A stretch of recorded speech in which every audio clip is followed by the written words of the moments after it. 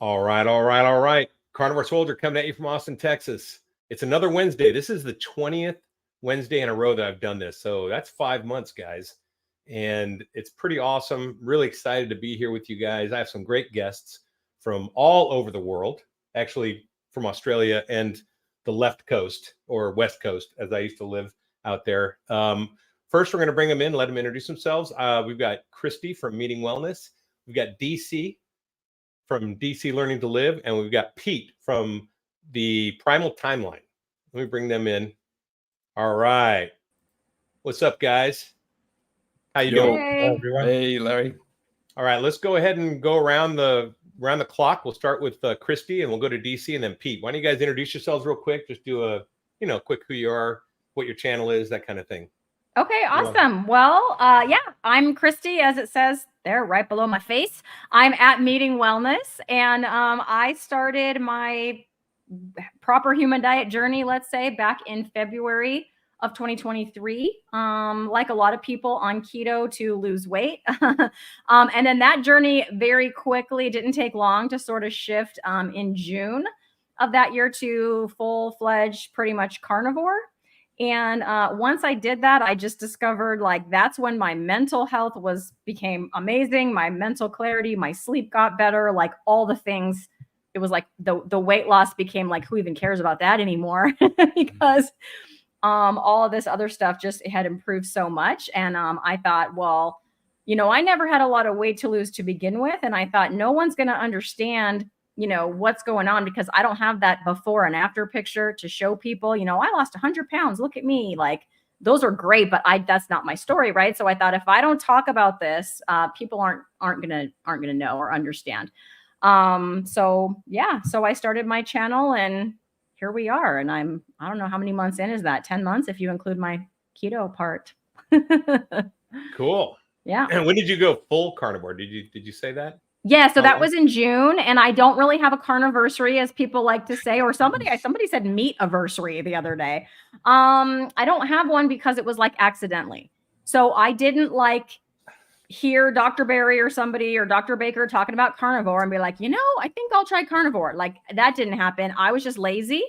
And I was like, I like the ribeye better, so I don't feel like making broccoli. I don't feel like making zucchini or whatever. Cauliflower, just no. I'm just gonna, and then it just sort of went that way. And then the next thing you know, I'm like, man, my brain's awake. This is cool. And then I started looking into carnivore and like, oh, okay. I guess I'm a carnivore. Let's keep rolling with that because, everything just got so much better. So June, but I don't have a particular date. Okay. DC, why don't you roll in? Yeah, I'm much the same. I've been, let me see, 2012, 2014, both those years, I was very high stage 4 follicular lymphoma, blood cancer.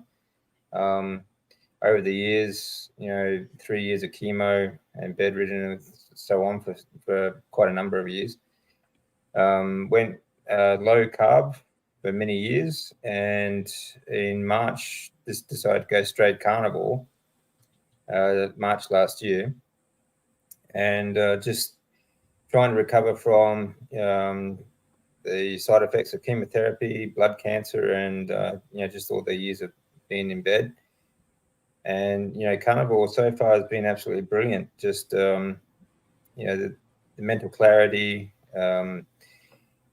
building my immune system back up, and a lot of the damage that was done by chemotherapy actually has just been, everything just seems to be healing very well. So my journey is really just about restoring health after, restoring my health and trying to get rid of this follicular lymphoma once and for all. They say it's not curable, inoperable, and all the rest of it. But the way I'm going right now, I'm in full remission. It'll be 12 years this month, actually, from my original diagnosis. So it's a big month for me this month, January. It's an anniversary.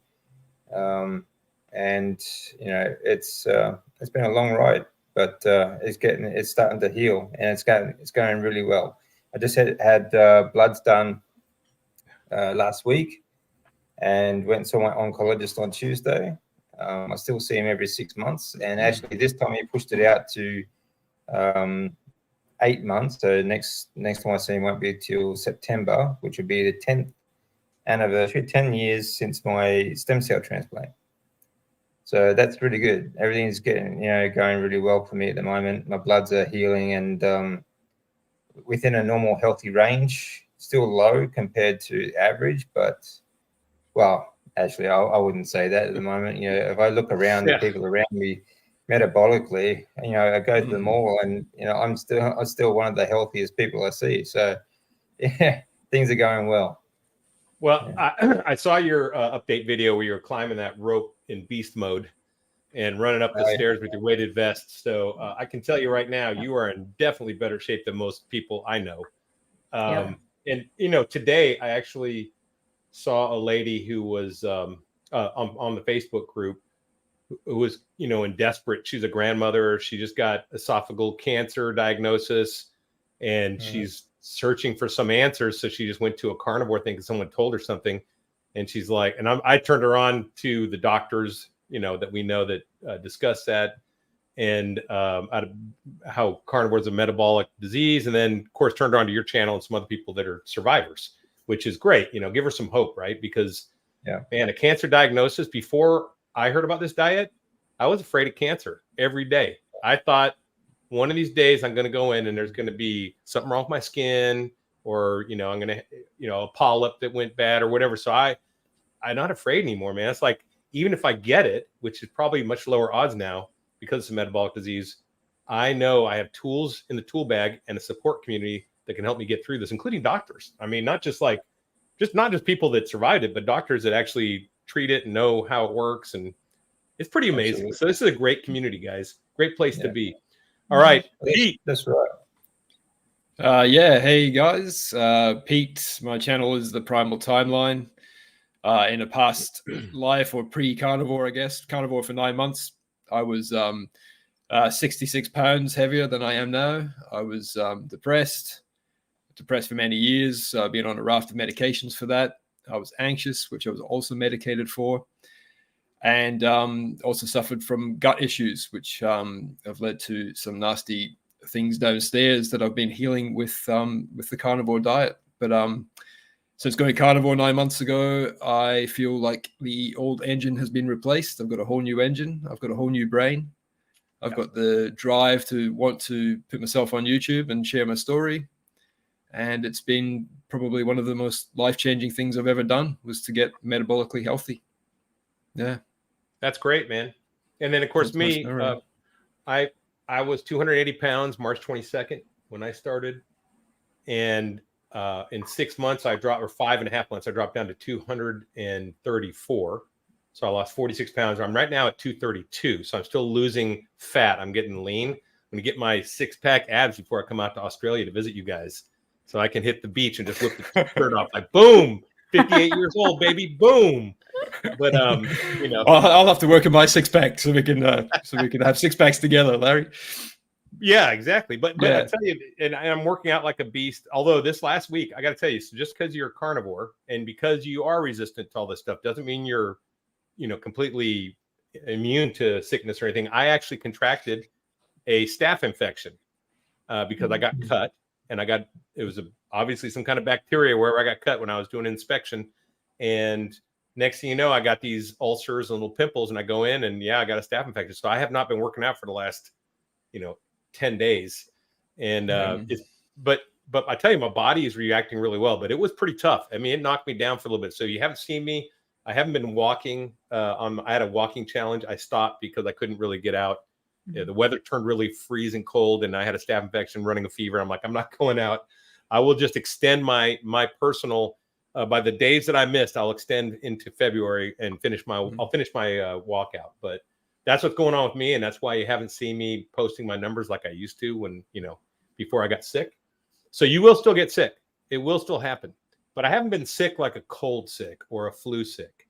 This is a completely different animal. This is you recover a lot faster too. I think I am. I got like you could probably see the wound on there. I got a couple of sores that are wounds. They're healing really fast. But I am one thing that's bothered me is I am having to take antibiotics. I know that jacks your gut bio, so I'm probably gonna have to retune after this cycle's done, which is fun. I mean, at least I know to expect it. And actually, you know, I'm not worried about it. I'm going to start with just eggs and broth and, you know, work my way up and into ribeyes again and burgers. So anyway, that's what's happening with me. Like I said, I'm 57, turning 58 in May 4th. So, and my carniversary is March 22nd. So I will be 1 year carnivore in March, and hopefully I'll be down to about 225 to 228, which is my fighting weight. That's what I used to be when I played rugby at Michigan State. So anyway, that's it. March is my 12 months as well, and I'll be 51. Nice. In March. So, that's great, man. 51. Yeah, I didn't think I'd make it. You know, they told me 2012, just 2 months before my 39th birthday, that I'd be dead before that. So, it's 12 years later, still going. So it's all good. That's so good, DC. So I was at a wedding on Saturday, and I didn't really know many people there because it was a teacher friend of mine. Her daughter got married. Anyways, not the point. The point is the lady sitting next to me that I did not know just told me this whole story about how she just had a full hysterectomy because of because she has the cancer gene. And I just went, oh my gosh. I didn't say anything, right? I didn't say anything, but you know, all the thoughts in my head. I was like, oh, I wish I had met you 2 months ago before you had that surgery and we could have had this conversation. Like, clearly, I mean, it's over now, right? She had it done. So I didn't say what I was thinking, but it made me sad. Yeah, it makes you think, doesn't it? Like, people are so scared, you know. Yeah. They get mastectomies too, right? They get mastectomies because they have the gene. It's like, yep. Yeah. Crazy. And she was having hot flashes through the whole wedding. She was like, because, you know, they took her ovaries, right? So she's now in all of a sudden menopause. So she's just, you know, she had a paper or something. She was just fanning herself and wiping her face. And I mean, she looked miserable. Yeah, she would be for a while. That's terrible. Well, I mean, back in the day, they used to use leeches, right? And that was considered top medical practice. So I think they actually bled George Washington to death when he was sick. They did, yeah. And they did. So, I mean, you know, this is just another one of those situations where the medical practice of the day is going to turn out to be a terrible idea and completely wrong. But DC, what were you going to say? What you're seeing right now is a push to change, you know, because you know, in 100 years, even 20, 30 years from now, they're going to look back on this as the dark ages, really. You know, we've been so indoctrinated to believe that anyone in a white coat must know exactly what they're talking about and have your best interests at heart. And, you know, they know our bodies better than we do, you know. And, you know, we give over our lives to these people. And yeah, we do. Fact is, though, the medical industry, if you want to include pharma, is the #1 killer of humanity. Right? Doctors directly are the third biggest killer of humanity. So, you know, these are the people we give over our lives and trust to. It's crazy. Yeah, well, the condition I've beaten, which is fistula, the surgeries for that are still basically experimental. There's you know, you have the first one will never work. You have to go through about 6 or 7 goes before it finally actually works. And there's a 40% chance of colostomy at the end. Yeah, and I've beaten it through improving my metabolic health through diet. Yeah, and so you've completely beaten it. Like, you're healed. Like, it's not on the table anymore. Yeah, no, it's like well off the table. I was diagnosed with one of the worst cases you could have. Yeah, and the MRI came back like I told you before, Larry. The MRI came back normal, and the guy was shocked. Yeah, that's great. I love that. Yeah, that's amazing. You know, it's amazing how much your diet affects everything, your body, you know, mental health, even emotional health, and physical health. You know, it's the whole package. The stress and like the depression that you feel when you are sick, when you can't do things, or when you're going through treatments of any kind, especially if it's a prolonged period of time, it just feels like there's no end to it, and the change is dramatic. It's completely changed my life. That's for sure. Oh yeah, mine too. Yeah, me too. Christy, you had something you want to say? Oh, he was talking about mental health, and it was like, I didn't even know I had mental health problems. Right. Like, if you would have asked me, like, do you have anxiety? I would have said no. Like, are you, do you have low energy? No, everyone has low energy. Like, I'm 47. What do you want? Everyone's supposed to slow down, and I'm normal. So that's my answer would have been that, Yeah. And then I kind of just switched over to carnivore. And the very first sign that my anxiety was going away was my son had been invited by someone that I didn't know, a friend of his from school that is also a girl, to a local amusement park. And I was like, well, you can go, but like, I'm not just going to send you with some strangers. So only if I go as well, like you and your friend can go, hang out, but like, I don't know the parents, whatever. So I need to talk to that mom, and then I will go, I'll pay for my own ticket, and I'll mind my business, but I just would feel better about that. And then I thought, wait a minute, I'm not nervous about that. Like, I don't care that I'm going to be in an amusement park with 100,000 people and like talking to two strange adults that I've never met before. Like, I just wasn't anxious at all. I was like, fine with it, looking forward to it. It was a fun day. I can relate to that so much. When you notice that difference, or when it really caught me off guard, I was in the car. I was heading to the shops. I would normally be anxious just going to the shops, and I'm like, hang on, I'm not anxious. I felt like slapping myself sideways. What's going on here? Yeah, I can so relate to that. I was the same.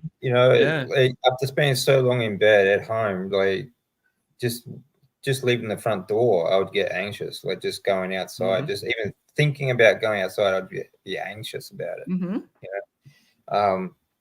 But you don't. I mean, unless someone actually diagnoses you as anxious or depressed or anything like that, you don't realize that that's not a normal state of mind. Like I didn't. I just thought, well, that's just the way it is. That's just life, and it's amazing how you get used to feeling like crap your whole life. You feel like that's the normal thing to be. It's amazing how you just conditioned to the fact that you think it's normal to feel like crap, whether it's emotionally, physically, or mentally. Yeah, that's your baseline. That's I speak. You've got a different baseline. And everyone around you feels like crap too. So they're like, oh, once you hit 30, it's just all downhill. And so that's just what it is. And that's how we all feel. And that's just normal. And I chalked it up to things like, oh, you're just an introvert, which I think I still am an introvert, but that doesn't mean you have to be like anxious or like never want to look at anyone or never want to go for a walk outside. Like that's two different things, Well, exactly. I'm very much an introvert. And I think we prescribe these heightened anxiety levels to like how the world's changed, because we have technology now, we have social media, so we think, oh, that's why I've got this anxiety. Plus we came of age into the 30s, 40s, 50s during this time, so that things changed. So we actually look for excuses and kind of say, oh, that's probably why, everyone's got this. And we see that everyone that's on social media feels bad, right? I mean, and is it really because social media, or is their diet though? Really? I mean, because I'm on social media, I don't feel bad anymore. I mean, I've been there, and I think as veterans, we are the warrior class, I like to say, veterans and first responders, and we don't like to complain, we don't like to look weak, we don't like to talk about weakness, we just internalize, and that's why we have such a high suicide rate, right? Yeah. And I don't know if I've told you guys this, but my last year in the military, I was a casualty notification officer. So the guy that goes and knocks on the door with the chaplain, that was my assignment. And and I tell you what, that's the only reason I'm still here, I think, is because I did hit my low and I was considering ending it. But then I thought about the next day, I knew it was going to happen to my son, and I just couldn't do it, and that, thankfully I had that. If I hadn't had that, who knows, I might have just done it and just not even thought about it, But I think there's a lot of people suffering in silence out there, not just first responders. I mean, everyone is. And this is Yeah. really, there's kind of an obligation to get this message out. I feel that we need to get this message out to people because it's a message of hope, like Carrie says. Like, that's why the Healing Humanity thing up there, it is a message of hope. And I'll be doing a live, he's doing a 2 or 3 hour mental health show this month coming up. And I'm one of the people being on that with Dr. Chafee and a bunch of the people, and Carrie. That's gonna be really good. So make sure you guys look for Carrie's. It's not listed on my channel because all the guests already filled up all the streaming, so I can't stream to it too. But it doesn't matter. I don't care. That's not what it's for. I really just want to share the story and talk about from a veteran point of view, because I'm the only veteran being interviewed on that day. So, anyway, so yeah, we all feel bad. We all felt bad, and we don't need more, right? I mean, that's the thing. I mean, I've been sick for a week and I can't work out. And normally I get kind of bummed up and pent up, but I'm not feeling that. I'm feeling good. I'm feeling just anxious to get back into the gym. Is what I'm feeling. Yep. That's good. Yeah, you feel that you feel that hope that things are going to be okay. You know. Yeah. It's all going to be fine. Yeah, and like first responders, military, and others, you know, they see things that people just shouldn't have to see. You know, and I think that really gets to them as well. And it's not just, of course, it's, you know, the diet does make a big difference with the way you think, the way you feel, the way you just emotionally as well. So it can get better, you know, just through diet. But there are things that first responders just shouldn't have to see as well. You know, like things that we saw after the quake and things like that, that, you know, the first responders in that were just amazing. But there is a very high rate of people ending it because of things that, you know, that just it is a post-traumatic stress, you know. But generally speaking, general population, they put so much pressure on themselves, especially around holiday periods, because they think they have to keep up with all the, you know, everyone else. Like they get themselves into debt, or they think that, you know, life is not going the way that it should go for them, sort of thing.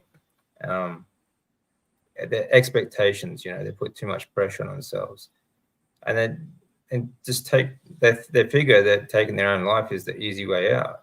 And it's something, and it's very predominant. Like in places like Japan has a very high suicide rate because I don't know, it's something ingrained in the culture. You know, back in the days of the samurai and things like that, they would, you know, if the battle went wrong, sort of thing, they would end their life, sort of thing. It's just a cultural thing, but they don't think about how it affects the people around them either, you know. Right. It's really just about how they are feeling at the time, and they think they just want to end it. And I've been there too, you know. I know what it's like. You know, I spent years, you know, going through treatments and in bed, and, you know, it was depressing to me to wake up. It was, you know, I didn't want to wake up. I just did not want to wake up at all. And when I did, it was like another day lying here doing nothing. Like it was really depressing, you know. So yeah, I can relate to that, DC. Yeah, I mean, obviously you had it real tough though, man. But it was a tough road, man, for sure. But everyone has their battles, you know. And that's right.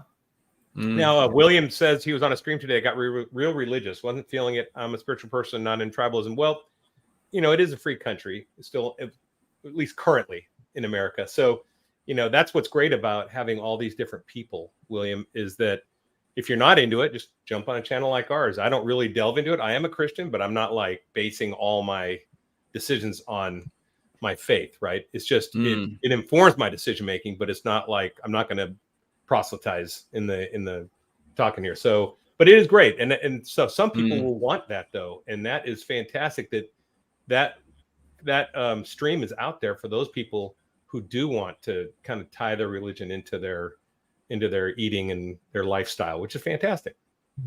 What do you guys think?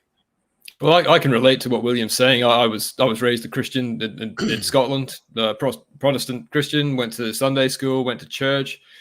And it all went by the wayside, when I was in my teenage years, and pretty much most of my adult life, remained agnostic, I guess. But interestingly enough, over the last few months, I've been feeling some sort of spiritual reconnection that has sort of come out of the blue. And I've prayed a few times recently for the first time in many, many years. So, I don't know if there's something in this that, being metabolically healthy or healthy in the brain, if that, gives you some sort of connection to your spirituality again. Who knows? Yeah. But I can relate to what William said. Yeah, I think so. Definitely feel more connected on this diet, like, because you're more alert to. But for years, I've always, I always write down 3 things that I'm thankful for the day at night, and at least 3. In the morning, I like to not so much meditate, but when I do breathings, exercise, and things like that, I like to just contemplate, the universe and everything that the spirituality of everything. I like to be connected to the universe. We all are. We are all very much connected to the universe and everything in it. So, God, and whether you want to call it God or the higher spirit or your higher self or meditation or prayer, it's pretty much the same thing. Yeah, I agree with that. That's part of being resilient too. That's right. Is being grateful and gratitude in the mornings. To be grateful, recognize what you're grateful for, and that's something that I do more now too. And again, I mean, I've actually started reading the Bible again. I haven't done that in years. I just started. I get emails. I've always gotten the emails, the scripture emails, and I just kind of threw them in the junk for a long time. And now I started reading them. I don't know what it is. I just think your brain can handle more things now. It doesn't feel overloaded for me. And I don't know if that could be part of it. Yeah. You've seen Chris Palmer's book, Brain Energy. Fantastic. It talks about his theory, which talks about the treating PTSD, OCD, depression, anxiety, schizophrenia, all through carnivore diet from a brain energy theory. And what he really proposes is that the timing's off when you're eating a bad diet.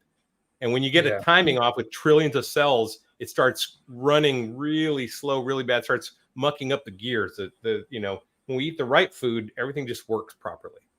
Yeah, so does he talk about ADHD? Does he talk about ADHD in that book? I've heard of the book. I have not read it. But he does mention it, I believe. Now, did you see my video where I interviewed the mother who cured her son from ADHD, basically? No, but I think I need to go watch that video. So here's the thing: if you've watched a few of my recent things, I've talked about. I don't have little kids. Like a lot of these people, like Nia here.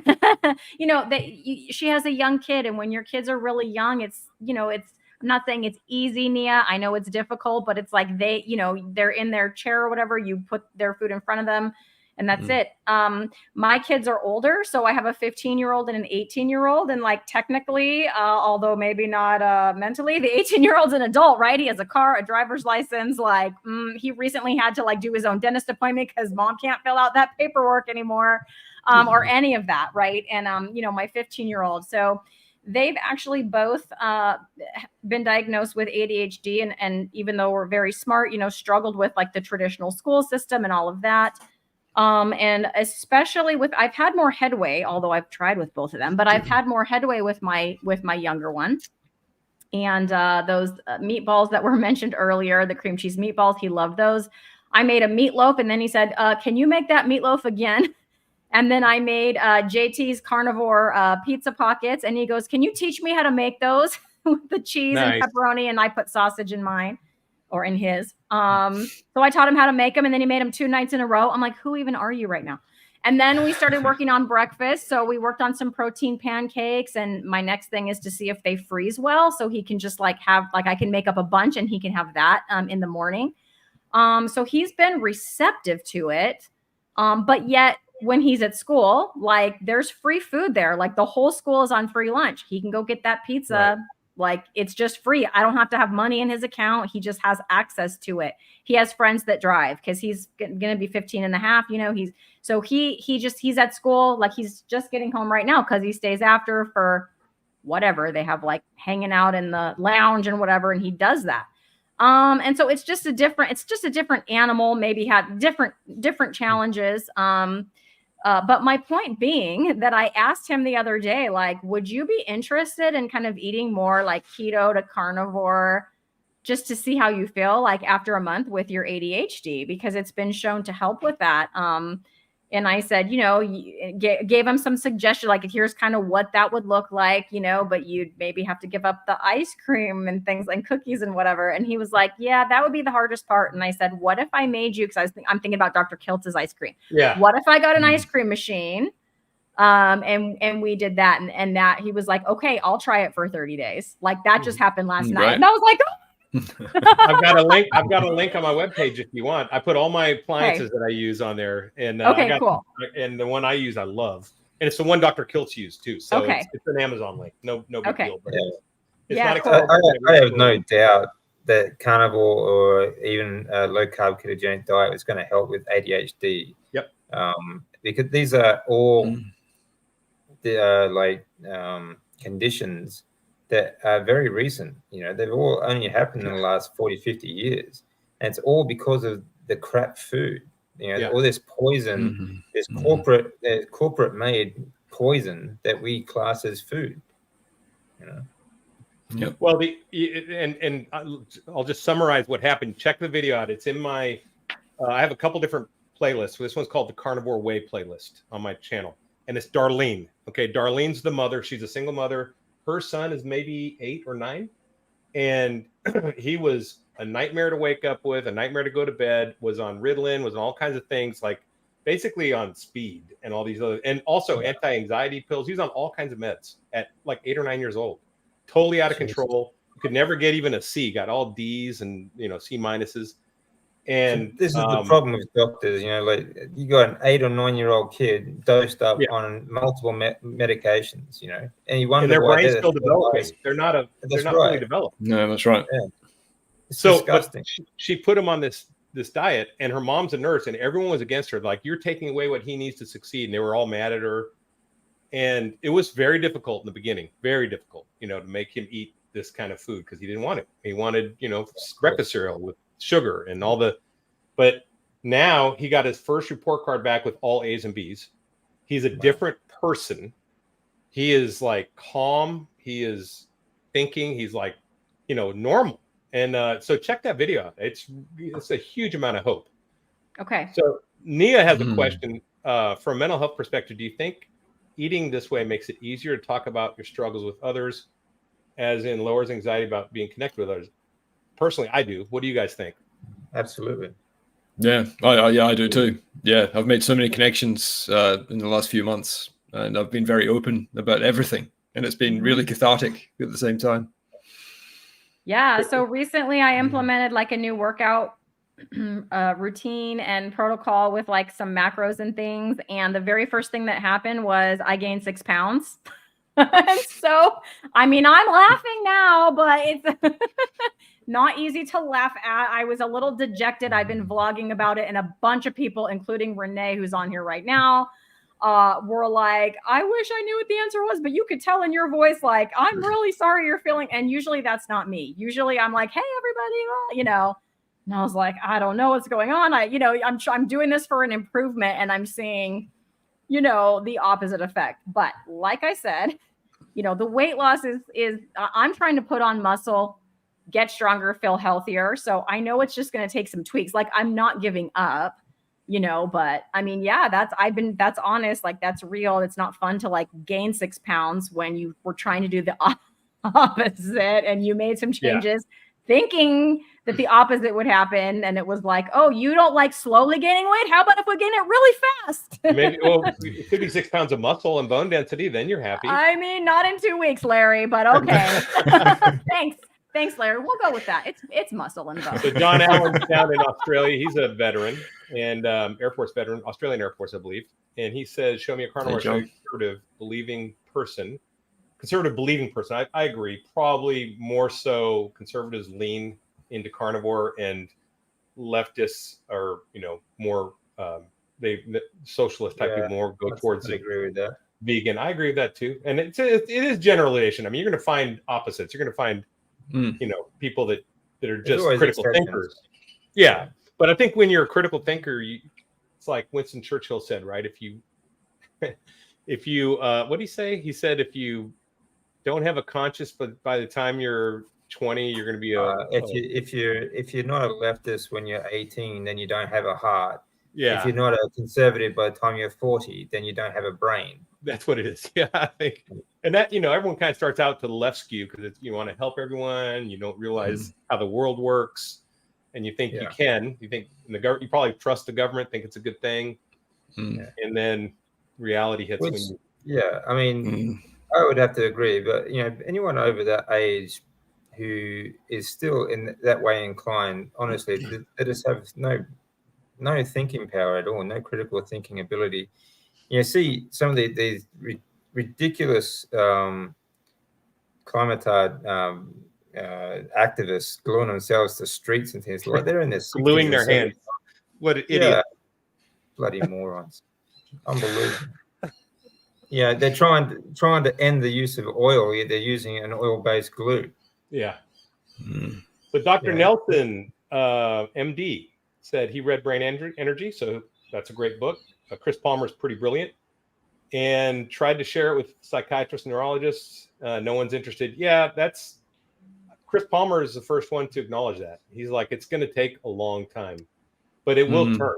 It will turn once they have more studies. And it's just sad that all the people have to suffer until it happens, right? I mean, that lady getting a hysterectomy, my mom dying from Alzheimer's, all these things we didn't know, that kind of everything points towards metabolic disease. My brother's wife's mom dying from cancer last year. These are things that probably could have been prevented, I would say, or at least treated much better. Oh, absolutely. So, I was the same. You follow the eating guidelines. I thought I was doing everything right until they told me I was stage 4 blood cancer. Yeah. And Dr. Nelson says it does help ADHD, so he's got some experience apparently. That's great, Doc. Appreciate that.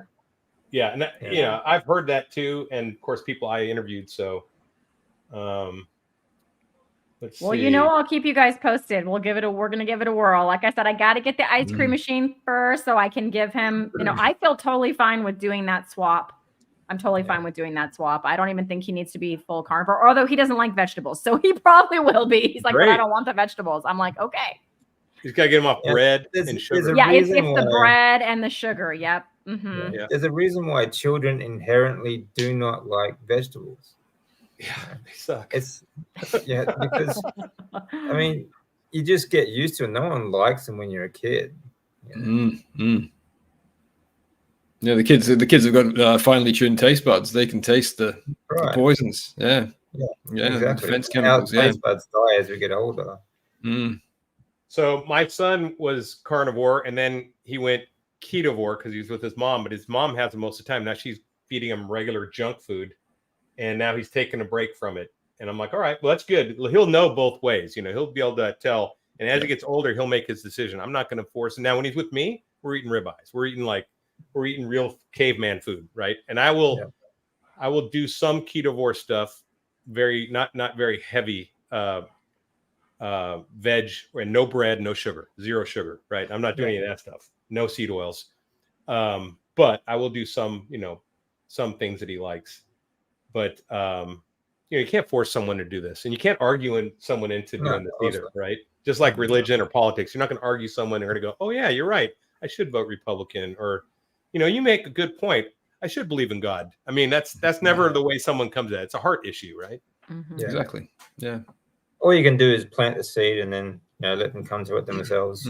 That's what you can do. Well, I think the reason a lot of these doctors kind of have their fingers in their ears is because it's a disruption to their income stream.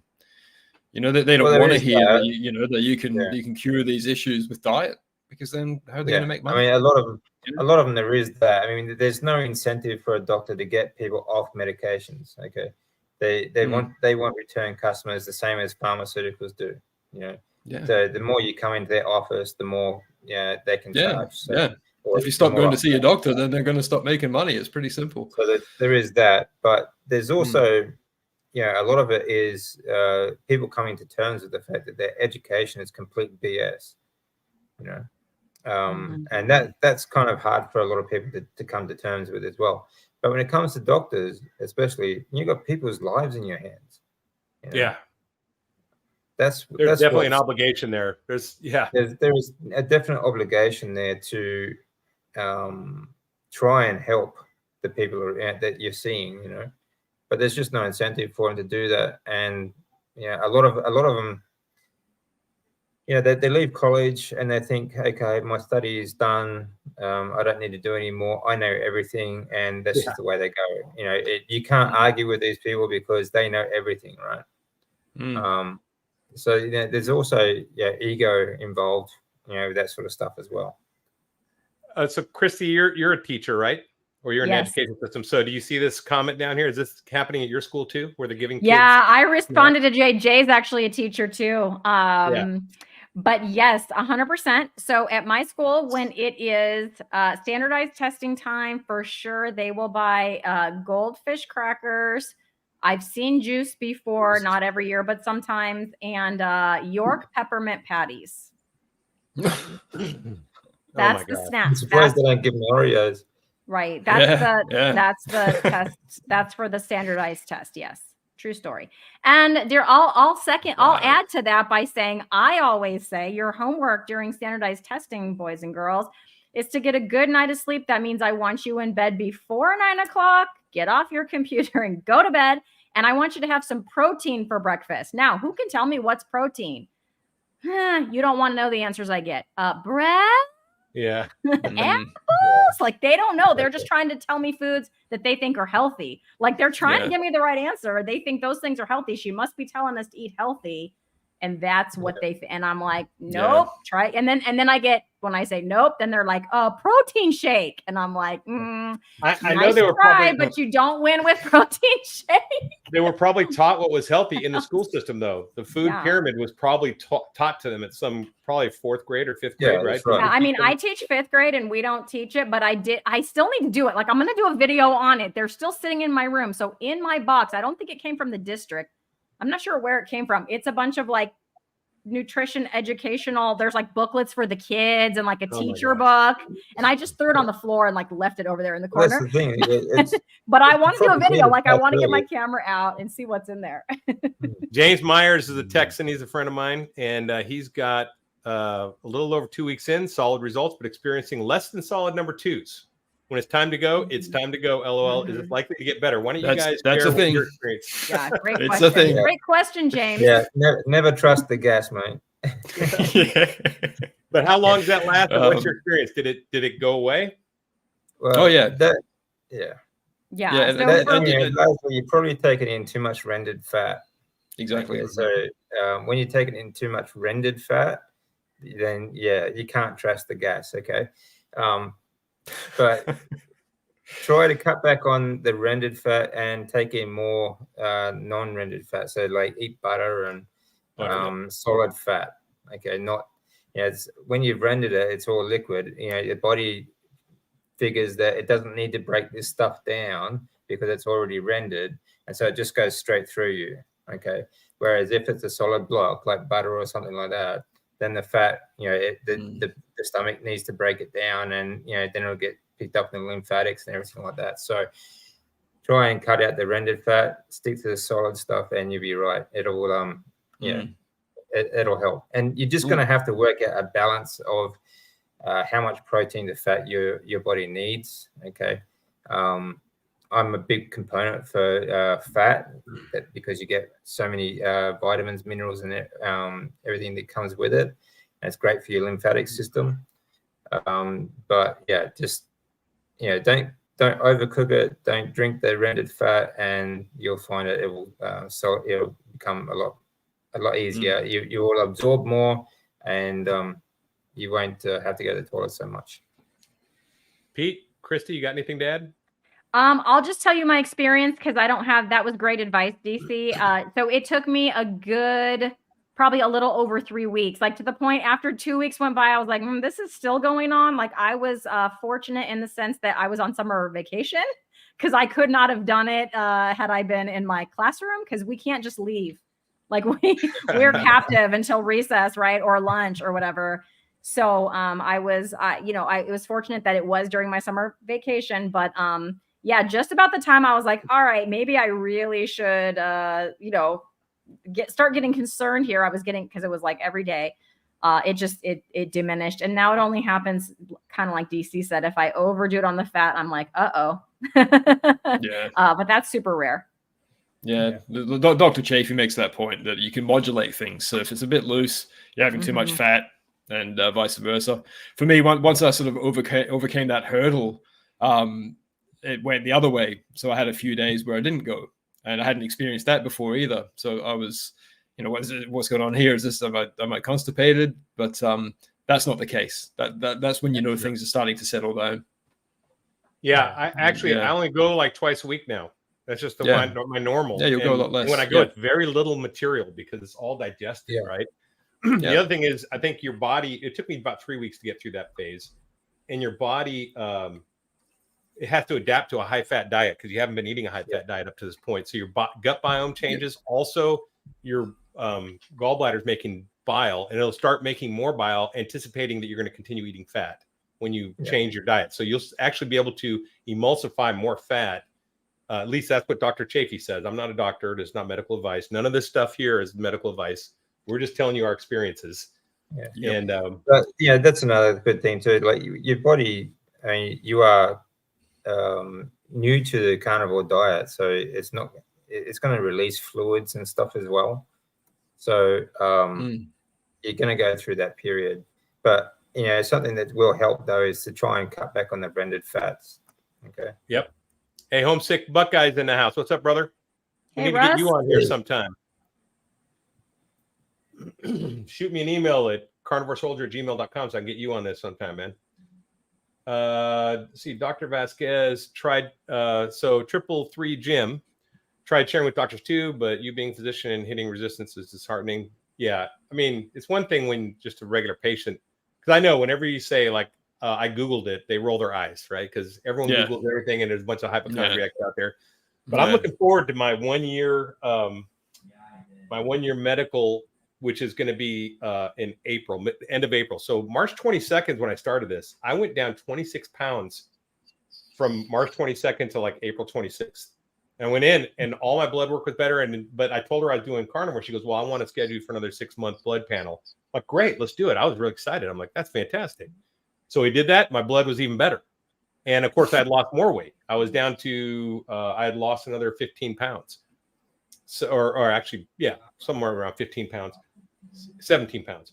And then now I've lost more weight and I've been over a year on this. I can't wait to talk to her. Because even though I told her I was doing carnivore, she's still like, well, eat your get your fiber and eat your vegetables. I'm like, but I'm carnivore. I kept correcting her because she's just on this automated thing that they say because they've had this is their normal thing, right? You got to watch your fats. You want to limit, and they have this like script that they've been trained in. That is what they consider the right answer. So, yeah. But if you ask them, okay, why do I need fiber? They can't give you a real answer. They can't tell you that there is, it is a necessary nutrient. It's not. Nutrient. They'll say that it's an essential nutrient, but it's not even a nutrient in the first place, and it's not essential. No, that's right. It's just sugar, and they can't get their head. They don't even know why you need it. They just know that you need it because that's what they've been indoctrinated to believe. I had a great conversation actually with my oncologist the other day. On Tuesday, he hasn't.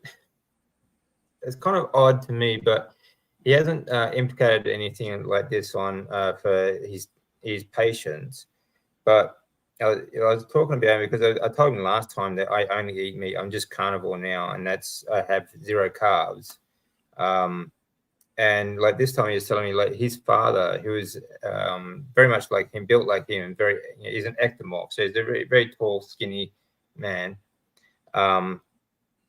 He had type 2 diabetes, even though he was very slim and looked healthy, and which is proof. Like you don't have to be obese to have diabetes. Okay, it just means that you have high blood sugar, basically, and he cured his own type 2 diabetes simply by cutting out carbs. He himself is actually more basically carnivore diet as well. It has been for the last 30 years. Right. And every now and then he has a little bit of veggie with his steak, but basically all he eats is meat. And he's an oncologist also. His father and him are both oncologists. So, but I was talking to him about Professor Seifried and cancer as a metabolic disease, and he was talking about different types of cancer and may respond to metabolic therapy and things like that. But he's really impressed with my progress, though. Even I was talking about using Don's drugs and things like that, but I haven't had any medications since starting carnivore. Absolutely zero medications. Which if you look at the average population, average population at least are taking something. Yeah, I'm not taking anything. I've been, and I'm fighting blood cancer. So I think there's definitely something to it. And he was as surprised as anyone. But, he's all for it. We put doctors up on a pedestal too, and actually they put their pants on one leg at a time, just like we do, right? I used to deal with it when I dealt with generals and colonels and stuff in the army. It's like, hey, this guy's just a guy, right? He's got a family. He has to go to the bathroom. He does number one, number two. He has all the same biological functions I do and the limitations I do, right? He just is in a different position. So doctors are in this authority position, but we all know now, especially because all these doctors have told us themselves that they have no training and no experience in metabolic therapy or how even the metabolism works. They have no clue unless they've done their own digging. So, it's going to take some time, and you got to treat that doctor just like you do your coworker or whatever that, and all you can do is plant seeds. And, some seeds are going to land on the hard earth, and some seeds are going to land on fertile soil, and some seeds will get entangled by weeds. That's not your responsibility. Your responsibility is to go plant seeds. It's like Johnny Appleseed. Remember someone said once, how many seeds are in an apple? You can count that, right? But if someone holds up an apple seed and says, how many apples are in a seed? There's no way to count that because we don't know where that seed's going and how many trees it's going to make, right?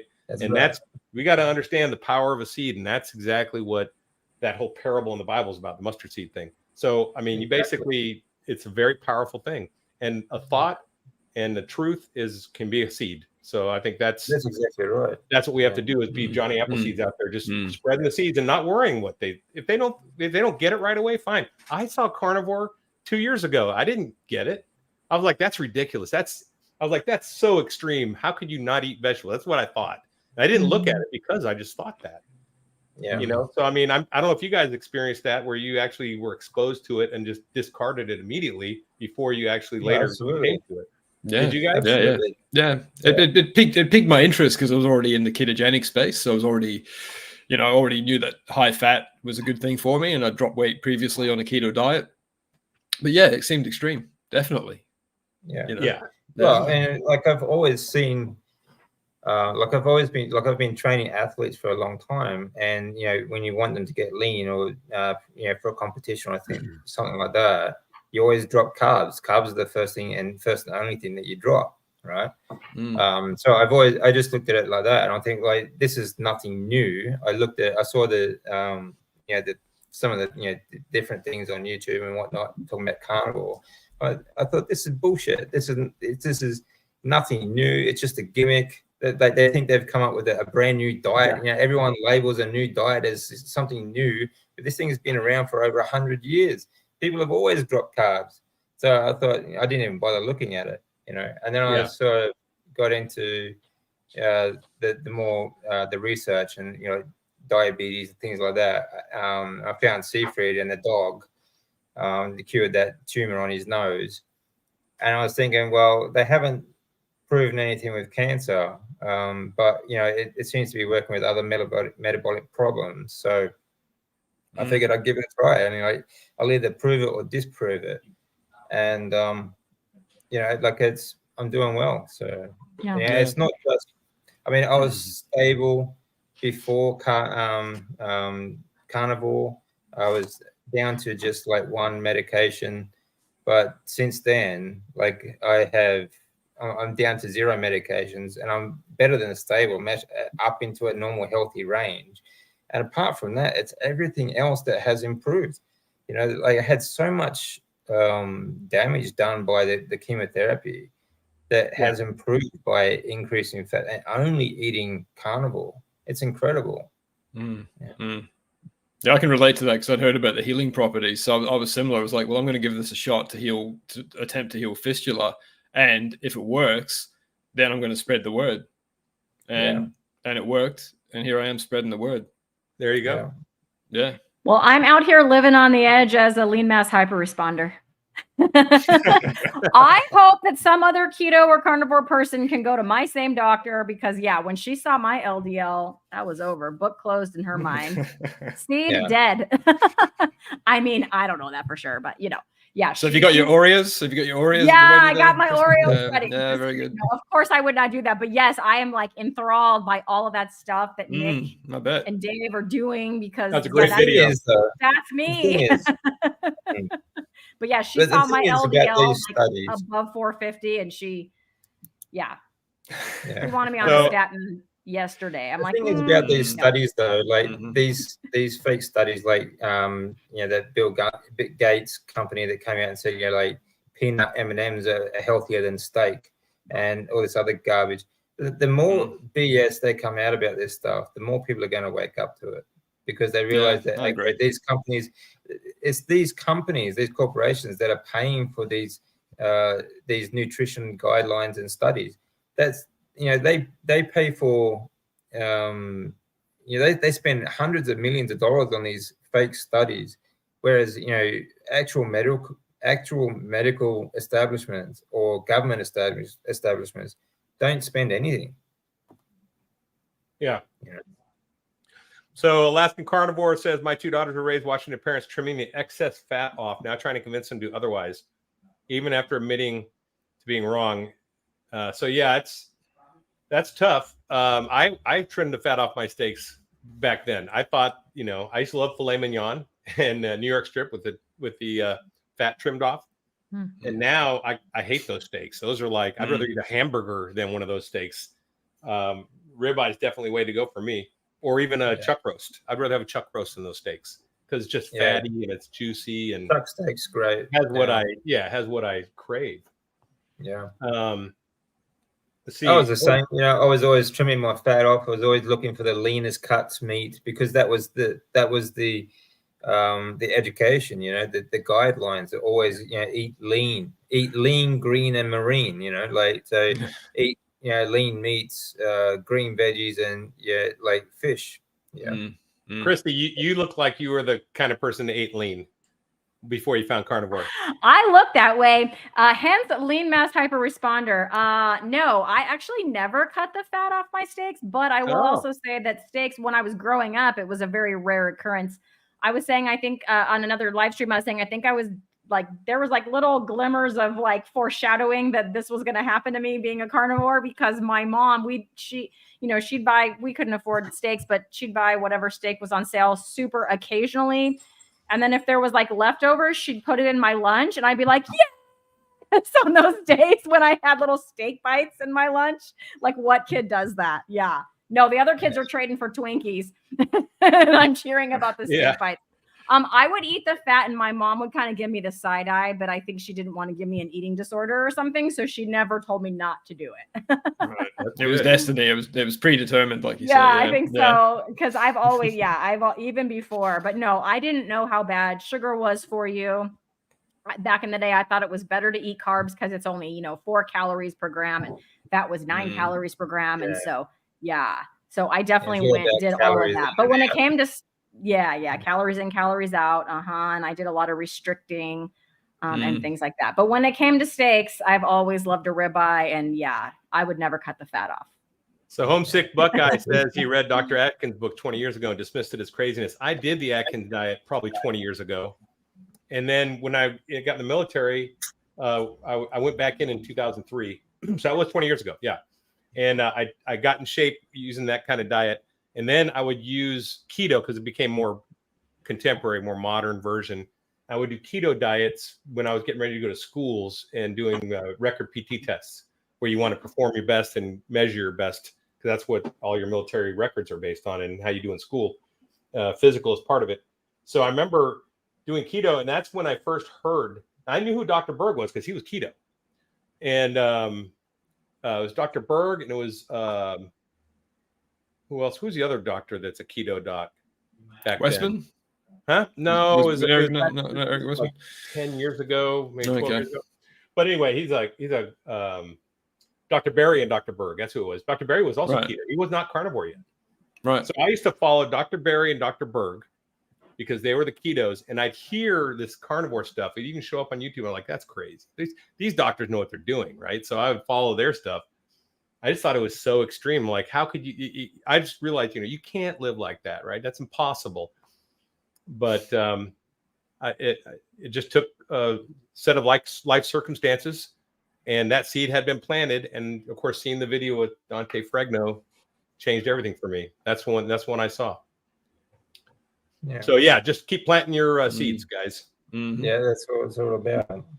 Yeah, another thing, going back to that Oreo study, like that showed that like the highest cholesterol, the people with the highest cholesterol were lean, fit, healthy people, and the Oreos actually lowered their cholesterol. So adding sugar or getting fatter sort of things sort of lowered the cholesterol, I guess. But what they're saying is, like, basically a lean, healthy person with or the leaner you are, the higher your cholesterol is. So what should you worry about cholesterol levels? And I would say no. Yeah, your body's making that cholesterol or using that cholesterol as an energy source. Blood cholesterol is different to diet. Yeah.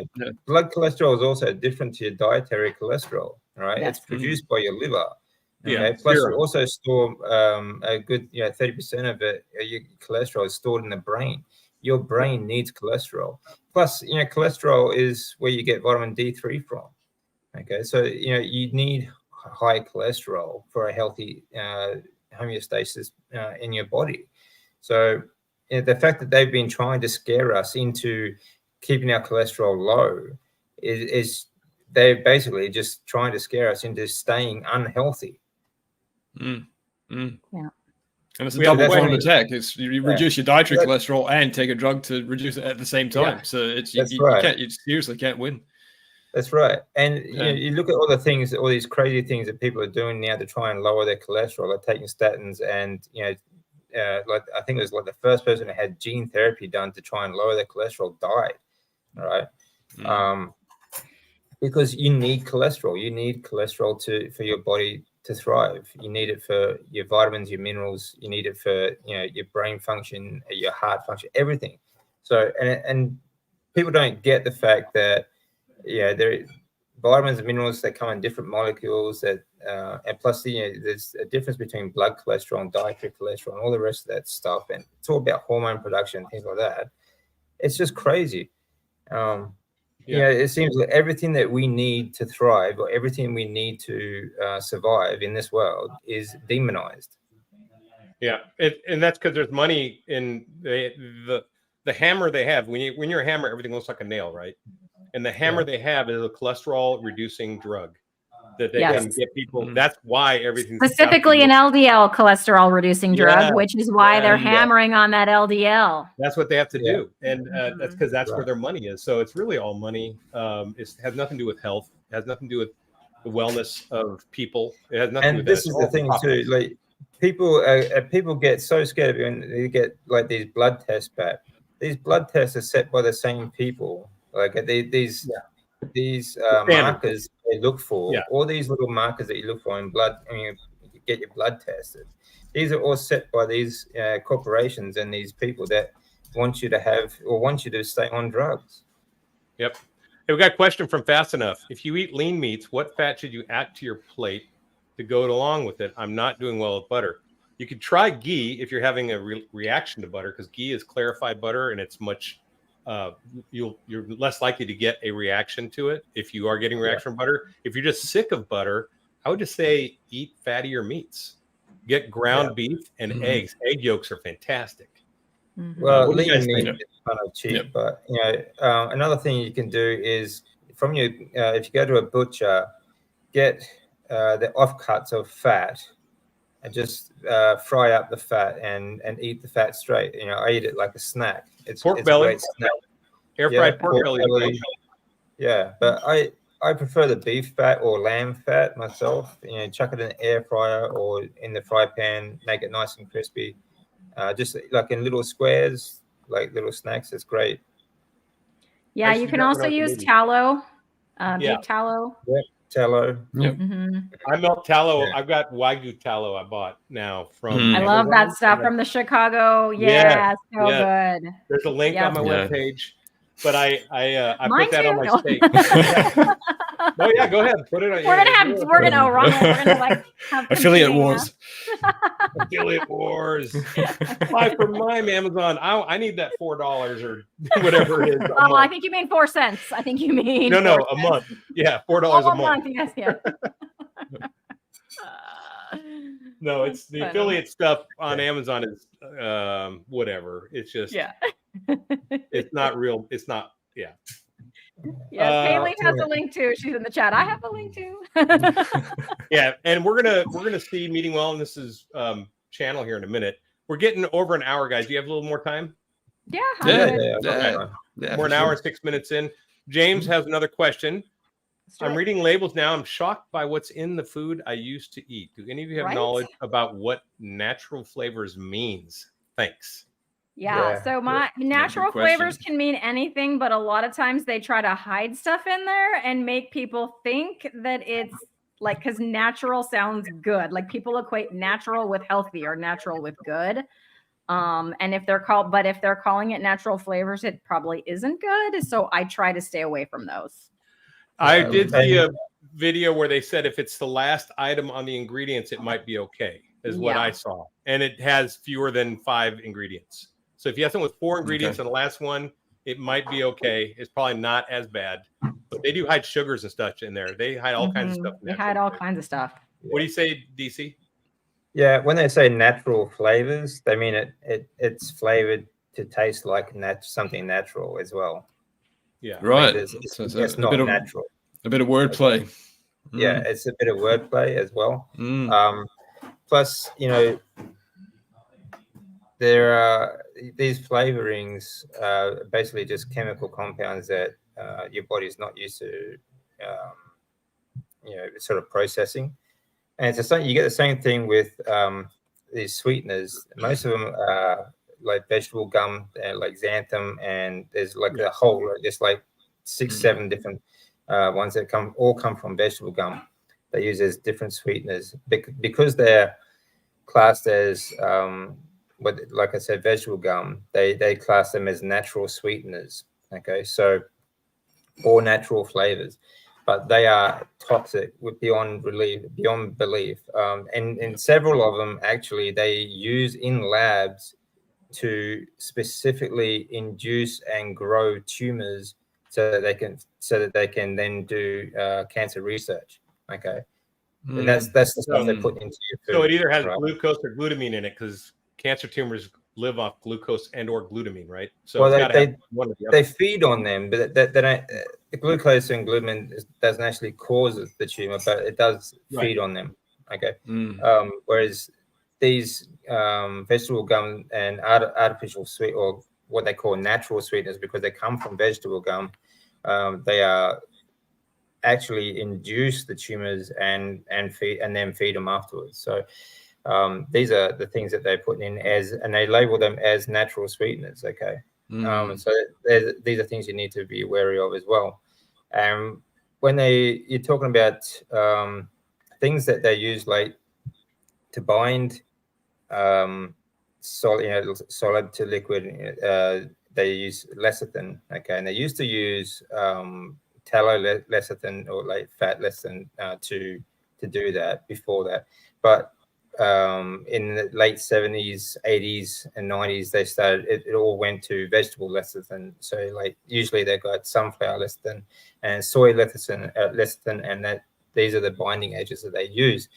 But these are toxic carcinogenics, and in the 70s they even had studies done to try and, because they were, the soy in particular was used as a sealant in packaging and industrial uses. And they were concerned that this might actually, because it was packaging, handling food, they were concerned about it getting into the food supply. Okay, and they did a study on this in the 70s, but now they just use it as a lecithin and put it in absolutely everything that's processed. So even health foods, okay, where you get those health food bars like ketogenic bars and like protein bars and everything like that, just full of these carcinogenic poisons. Yep. And so I would recommend checking this guy's channel out, because I saw a video from him today on keto bread right here. That's this video right here. And he goes into natural flavors in detail. He's a very good speaker. He's got a very small channel, 2.82K subscribers, and he has 528 videos, but I really like his stuff. He is apparently a teacher, and he basically sets up his videos to teach. I don't know if you guys seen him before, but he's good. So no, I'll subscribe. At Carnivore Teacher. If you guys haven't, go ahead and like and subscribe. I didn't click the notification bell. And while we're at it, let's look at Meeting Wellness. Hey, Christy, I'm already liked and subscribed here. You can, so I'm going to share this tab instead. You can see I already have your notification, so I get to see when you do that. I've even jumped in on some of her lioness stuff. Yes, well, we love. Okay, yeah, my fellow lionesses are here this evening, unless Ellie fell asleep. She's over there on the East Coast. So every single Tuesday, we three lionesses, we have a show we call Lioness Lifestyle Live. And the reason for that show is because a lot of live streams that we saw kind of looked like this one, meaning 3 or 4 gentlemen, maybe all gentlemen, and one lady, right? And we thought, there's got to maybe be some space. We need to create a space, where women can tell our stories, because hi, Russ, I love you, but I'm about to throw some shade your way. People like Russ, if Alia, for example, would talk about her cycle, he would like turn off his camera, and I don't want to hear that talk and all this kind of stuff. Yes, it's all in good fun, right? But anyway, we thought, let's make a live stream, kind of geared towards women's health issues, meat-based women. And so every single week we have a different guest, and we kind of feature their story. They tell about their health journey, how they're eating, how their health has benefited from this. If they have a family, how they're feeding their family, their kids, and all that kind of stuff. And, we take questions. We do some fun stuff. Like we have a meaty wheel that we spin at the end where they get like a random question. But it's my favorite. I mean, I do a lot of lives because I do love them. It's kind of how I engage with the carnivore community, which has just been like the best thing for me. But Lioness Lifestyle, I think, is my favorite. And I'm so glad that it was Ellie at Nourishment Redacted and I who sort of had the seed of the idea. And we've brought in Haley, who is just awesome. Her channel is Meat Is Where It's At. So if you're not subbed to her, go drop her a sub. She's fantastic. So we love having her on board. So but we love our lions too, and we do have some regular lions there every week, in the chat on board with us lionesses. So it's a fun one. There's like a natural aversion for guys to sit and listen to women talk about medical and stuff, because women do talk like way more than guys do about that stuff. Now in carnivore, to be fair, us guys are opening up because we normally don't talk like that. So we're talking more like you guys are, I think. Yeah, it's true. New. So if you're a guy, go check it out. I mean, I remember being around my grandma, my mom, they're like, oh my gosh, I gotta get out of the room. I can't hear that. I can't listen to this. It's just, and that's just the way it was. Hey, you got a question. Is being bald important to the evolution of carnivore? I hope not. Excuse me. And Christy hopes not too. Yeah, I was joking with her. I was like, let's shave our heads, Haley. Oh, man. All right. So we got that out of the way. Let's see. People are laughing out loud. Bald lionesses. That's good. I was thinking, like, Pete looks like Adam Savage, actually. Oh, yeah. Okay. I'll take that. Yeah. If I had to lose my hair to feel like I do now and stay this healthy, I would do it in a heartbeat. I would, but you don't have to. That's the beauty, right? In fact, it might even grow back. Mm-hmm. I've still got a little bit, but it's not much. I keep it short. I don't really care. No point fighting nature. Yeah, some people have said that about hormones. I think it depends. It's N equals 1. I think some guys don't get they don't have reactions to carnivore even, and some women do, and some don't. Some, so I think it's more of an N equals 1. It might be, but we are all Homo sapiens. We all thrive on the same diet, as Dr. Chafee says. There's no such thing as two members of the same species having different performance or optimum diets.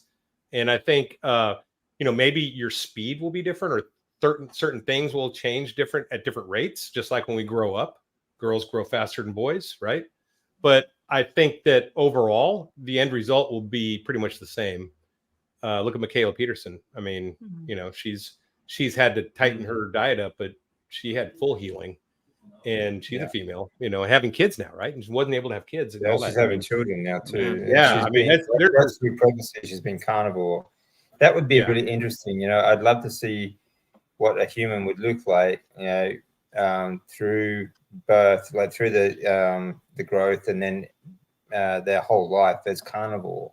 And be a completely different species, so really. We just had Sana on Tuesday night on Lioness Lifestyle. I guess that was just last night. Anyway, she's just found out she's pregnant. And so she's been carnivore for, I don't know, around a year. She's pregnant with her 3rd child. She had all kinds of trouble conceiving. But since going carnivore, not a problem. And so, yes, I'm following her story. She is documenting her pregnancy on her channel, too. That's awesome. That's fantastic. It's like super interesting following that. So I'll be excited to continue to follow that and see as this child, grows and what that looks like. I mean, we can go Definitely. there are tribes of people that live an ancestral lifestyle, like in the Arctic Circle, the Inuit. They do have much bigger jaws and full teeth than like the standard American does, right? Or Canadian even. And you can see it. And I'm sure, I have not really looked closely at the Maasai or some of the other tribes, but I'm sure they, again, they're tall and they're lean. Yeah, they're very tall, lean. They have a much better bones. They have bigger jaws, bigger skeletal system, because they've had K2, which is a big even in dental journals now they're talking about the vitamin K2 being vital through development years and for bone and teeth health. Hey, Pete, you got a hi from Julia. Yeah, hey, Julia. Julia, someone else from the old guy community, from Mitch's community. Good to see you here, Julia. Did you guys watch his video? That guy's great. I love Mitch. Actually, I posted a study about vitamin K on the other day. Actually, it came out of Tohoku University in Japan. A lot of these studies are coming out, and a lot of you'll see this, especially with vegans and these so-called influencer doctors and whatnot. When they speak about vitamins and minerals, they generally speak. So they'll say vitamin K, vitamin D, vitamin C, all these different things, but they don't tell you that there are different molecules. We only absorb vitamin K2, vitamin D3, for example, and that all comes from meat and fat. We can't get it from plants. But they're trying to convince everyone that a vegan diet is the way to live and the way to be healthy. The problem is you can't absorb any vitamins and minerals on a vegan diet. And you see these people, apart from the fact that plants have anti-nutrients, which and plus the high fiber content, so it just passes straight through you anyway. And you see these people that say like they're vegan athletes and whatnot, and because they believe in a natural diet.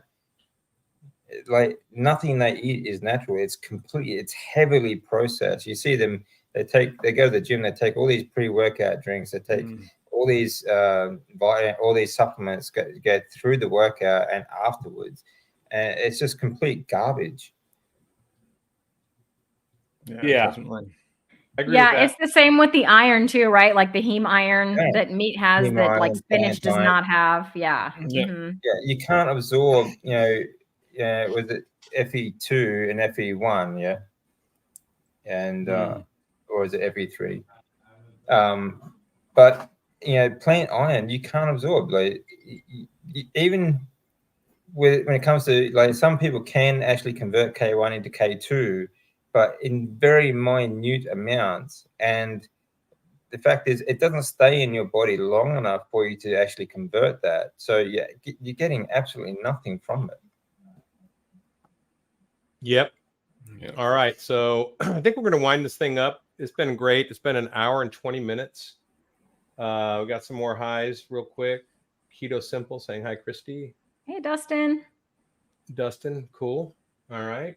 And he really has that beard too. If you don't know Dustin, that beard, that he has that real beard in real life. It's awesome. Nice. He's got a great I logo. shaved. I'm clean shaved now. I used to have the goatee thing going here. I think it's called a Van Dyke, but it's gone. I'm fully shaved now. Is it gone permanently, Larry? Or are you going to give it a second chance? I'll bring it back. I have full beard sometimes too. I mean, cool. Yeah, that look good. Very good. Yeah. All right. Anyone else got what's going on this week? Tell me before we finish up. Christy, what do you got going on this week? As far as my channel, I'm doing another live tomorrow with Cammie at Last Day of Normal. I love that channel name. I found her because she's a fellow sprinter, and I was like, I'm not the only one. So yeah, I know. And you know what? I took your advice on the random timer generator. Isn't it great? I'm loving it. I love that thing. Thank you. It's so fun. Anyways, I found her because of that, but she has a 10-year-old daughter. And so yes, we're going to get on and talk about like how we've been trying to get our older kids to like get off the sugars and move towards a more, meat-based way of eating, and like the transition and kind of tips and tricks. And hopefully there'll be people there in the chat that maybe have tried some things, what's worked for them or how their journey is going with that. So yeah, that's tomorrow, I think 5 p.m. Pacific time. Very cool. How about you, DC? What do you got going on this week? Anything new? Tomorrow morning we'll be me and Pete will be doing a video for Australia Day. Our time tomorrow. And I'm working on my blood results video, and after my oncologist visit. Let me see. With every Tuesday night, our time, we have the Australian Carnivore Connection, with 4 or 5 of us jump on all Australian Carnivore show. That's a lot of fun. So it's you Americans might need subtitles because we speak in Australian. Do you know Alicia, the Baroness of Beef? Because she's an Australian carnivore. You might want to connect with her if you don't know her yet. I found her channel recently. She's great. Baroness of Beef. Okay, great channel. Great channel. Then. So we'll do that. So I got a few things going on. What about you, Pete? What do you got going on? I'm finishing up on one contract this week, and I have next week off. I'm between contracts. So next week's going to be a YouTube week, which is going to be lots of fun. I'm doing, we've got the Australia Day stuff coming up with DC. DC and I have some intention of getting together and doing a shopping video in the flesh, which will be really, really fun.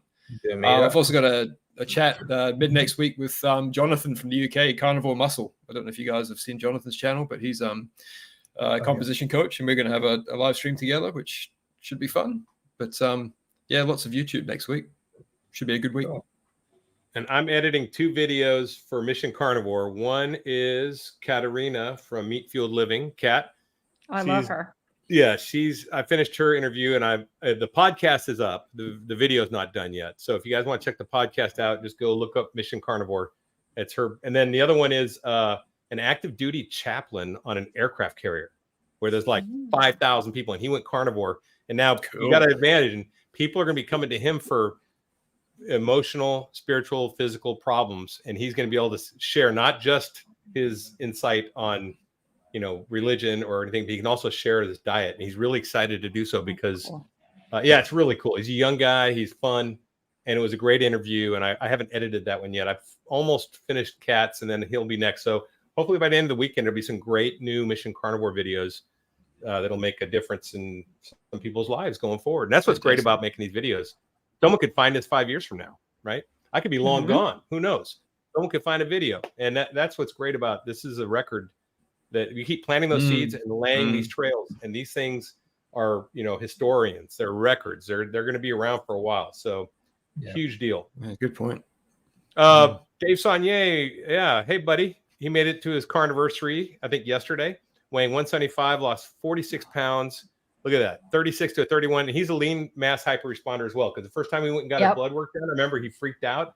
And then Dr. Chafee talked him off the ledge. And explained to him, hey, don't worry about it. You know, anyway, it's great. But yeah, please like and subscribe to all these people.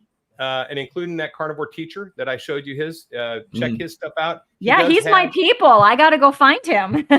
Let me tell you, he does have the a great detailed answer on what natural flavors are. He goes in depth and he did some research, you can tell. So I would really recommend, I'm going to bring him back up real quick again. Yeah. Everyone take a look. I mean, he doesn't know me. I've never seen him, never talked to him, but I really think this guy is good, and we should add him in our repertoire of, you know, good. And I'd love to have him on the show down the road. So if I'm going to drop him in here in my description of this video, so maybe I can get him in because I love his delivery and his knowledge. Really good guy. And anyway, that's all I got. So I'm going to drop you guys out, and then if you stick around for a while, we can chat real quick before you head off. But let me drop you guys out, and I'll say goodbye to everybody. See ya. All right, guys, fantastic talk. It went so fast. We covered so much, but all I got to say is stay strong and overcome. Carnivore Soldier out.